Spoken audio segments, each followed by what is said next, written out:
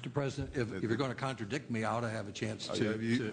The Congressional Budget Office report says that premiums will rise in the individual market as a result of the Senate bill. No. Let me, and this is an example of where we've got to get our facts straight. That's my point. Well, exactly. So let me respond to what you just said, Lamar, because it's not factually accurate. Here's what the Congressional Budget Office says. The costs for families for the same type of coverage as they're currently receiving would go down 14 to 20%. What the Congressional Budget Office says is that because now they've got a better deal, because policies are cheaper, they may choose to buy better coverage than they have right now. And that might be 10 to 13% more expensive than the bad insurance that they had previously. But they didn't say that the actual premiums would be going up. What they said was they'd be going down by 14 to 20%. I promise you, I've gone through this carefully with the Congressional Budget Office. And I'll be happy to present this to the press and whoever's listening, because this is an important issue. Well, let me just finish, Lamar. Now, what we've done is we've tried to take every single cost containment idea that's out there. Every proposal that healthcare economists say will reduce healthcare costs, we've tried to adopt in the various proposals.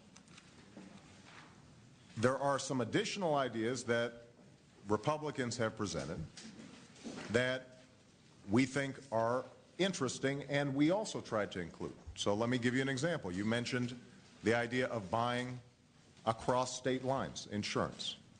That's something that I've put in my proposal that's actually in the Senate proposal. I think that it shows some promise. You mentioned that, that Mike Enzi has previously said that he's interested in small businesses being able to pool in the equivalent of some sort of exchange. So that's where there's some overlap. But I just think it's very important to understand that what we've done is to try to take every single cost containment idea that's out there and try to adopt it in this bill. What I'd like to do is to see if we can proceed and have a very concrete conversation about what are the ideas that you guys have that you don't think are in our bill to contain costs. And what I want to do is to see if maybe we can adopt some of those or refine what we've already done in order to further reduce costs. Mr. President, and what I'd like to do also is to make sure that you maybe suggest some of the ideas that are currently in the bill that you think are good. Because, Lamar, in your opening introduction, what I saw was, sort of the usual critique of why you thought it was bad. But as I said, we've adopted a lot of the ideas that we've heard from your side of the aisle. So I hope maybe you could say, well, those are the ones that we think are good ideas. Here are the things that we think are bad ideas, as opposed to just painting in broad brush. Go ahead.